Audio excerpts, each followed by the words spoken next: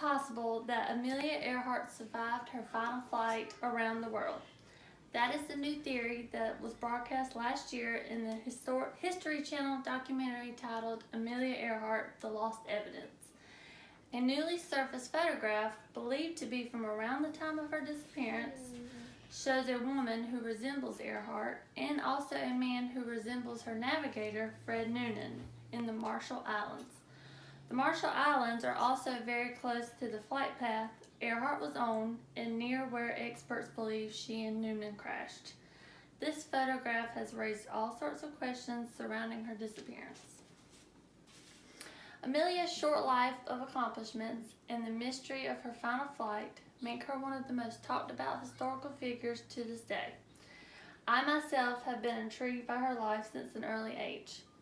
Amelia's life began on July 24, 1897 in Atchison, Kansas. She was a tomboy growing up and defied traditional gender roles from an early age. She played basketball and took an auto repair course during her brief stint in college. During World War I, she served in the Red Cross as a nurse's aide in Toronto, Canada.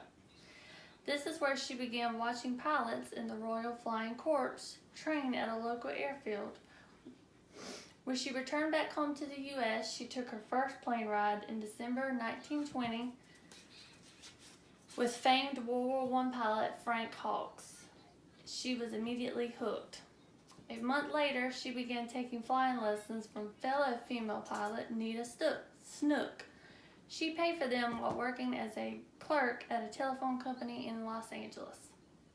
She then was able to purchase her first plane that she named the Canary due to its yellow color. She got her pilot's license in December of 1921. Earhart set a number of aviation records in her short career. Her most known record was being the first female to fly solo, non-stop, across the Atlantic in 1932. Later that same year, she made the first solo non-stop flight across the U.S. by a woman. She started in Los Angeles and landed in Newark, New Jersey, 19 hours later.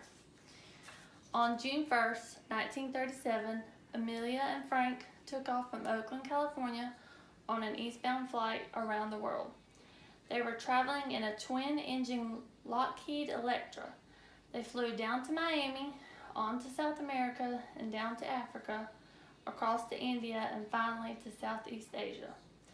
The pair reached Lae, New Guinea on June 29th. They only lacked 7,000 more miles to their final stop back in Oakland.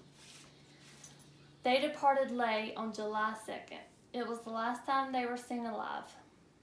The pair lost radio contact with the U.S. Coast Guard and disappeared en route. President Franklin Roosevelt ordered a massive 2-week search, but Earhart and Noonan were declared lost at sea on July 19, 1937. 80 years later, retired federal agent Les Kinney was looking through records in the National Archive when he uncovered a photo from the Office of Naval Intelligence. Here is the photo in question. On the dock, there appears to be a woman that favors Amelia, and then to her right, standing, looks to be a man that resembles Frank Noonan, her navigator. This photo is located in the Marshall Islands, near where their projected flight path was, and also in the back there is a airplane on the back of a Japanese ship. Here is a map of their projected flight path from New Guinea, where they were last seen. This is where they were taken onto Howland Island as their last fuel stop, but this is where they could have ended up, which is the Marshall Islands, where the photo is located.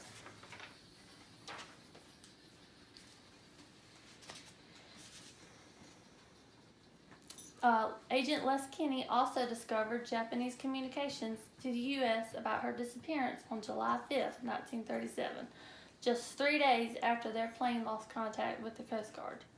One communication directly says they want to assist with the search since it is believed she went down in the Marshall Islands, same location of the photo. Further evidence that has been discovered are metal fragments found below the surface in the Marshall Islands in 2015.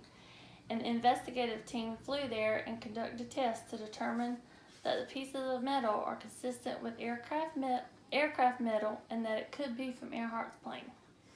So did the U.S. know that Earhart was captured by the Japanese alive? We may never know. However, since the airing of the documentary, there have been questions about the date of the doc photo. The History Channel has come out and said that they are researching all new information and ultimately want to be historically accurate. They will continue their search for new leads. So this new theory could be false. There are still so many question marks.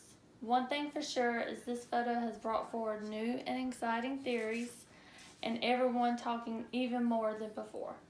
Amelia's story still captivates the world. Stay tuned for more updates by the History Channel in the future and perhaps a solved mystery.